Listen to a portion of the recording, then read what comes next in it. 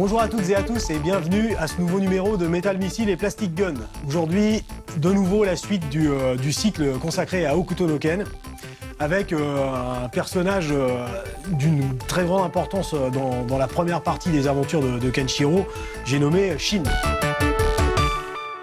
Donc comme nous le savons rapidement, Shin est quasiment la raison qui fait que Ken se met dans sa quête de Uriah et de la justice, puisque rapidement dans le premier ou dans le deuxième épisode, nous apercevons que corrompu par les suggestions de Jagi, un des frères aînés de Ken, qui dit à Shin que finalement dans ce monde où règne la loi du plus fort, si tu es le plus fort, pourquoi ne pas prendre ce que tu veux, à savoir donc devenir le maître du monde, et puis bien sûr s'emparer de Uriah, qui est convoité par tous les membres masculins du casting de Ken. Donc nous rappelons de Shin qui vient avec ses hommes immobiliser Ken, qui est sur le point de partir avec Uriah pour vivre une vie de fermier, c'est-à-dire de faire revivre la terre qui est un désert aride comme nous le savons.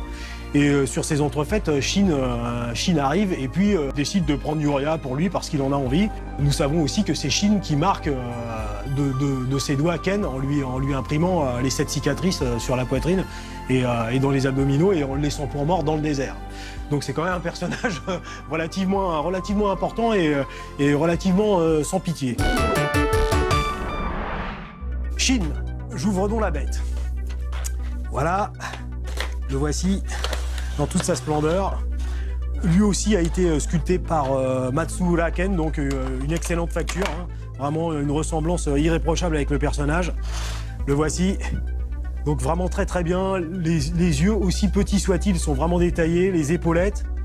Vous avez loisir de lever ou de baisser la chevelure. La chevelure est articulée. Voilà, je pense que là aussi, on voit bien qu'on se moque pas du collectionneur. C'est vraiment du très très beau matériel. Donc des articulations Revoltech, hein, comme d'habitude. Voilà, des mains interchangeables, donc poings fermés et mains ouvertes, puisque nous savons que Shin, en tant que Bloody Cross, est un pratiquant du Nanto Seiken.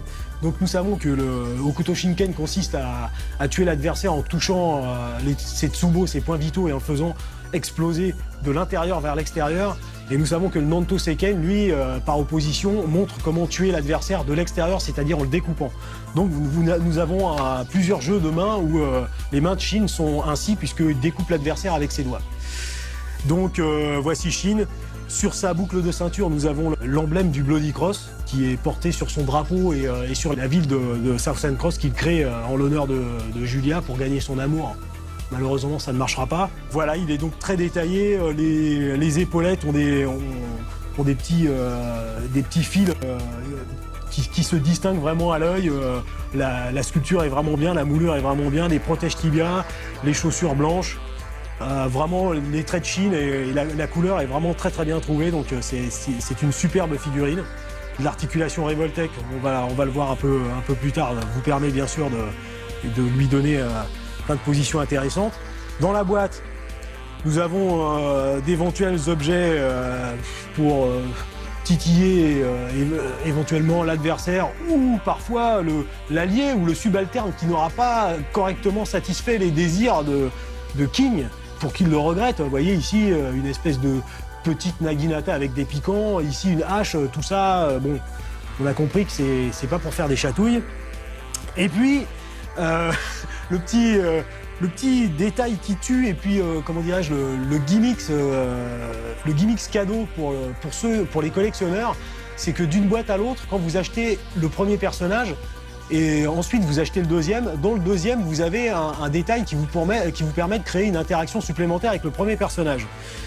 En l'occurrence, nous avons ici la tête d'un Member of Zido complètement fendu par le Nanto Seiken de Shin.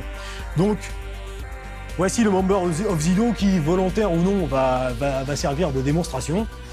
Donc comme d'habitude, nous extrayons la tête pour substituer donc la tête de départ avec cette nouvelle tête. Vous pouvez constater maintenant le visage harmonieux du Member of Zid l'est beaucoup moins, puisque je pense qu'il s'est mangé un Ukité en pleine face de la part de Shin.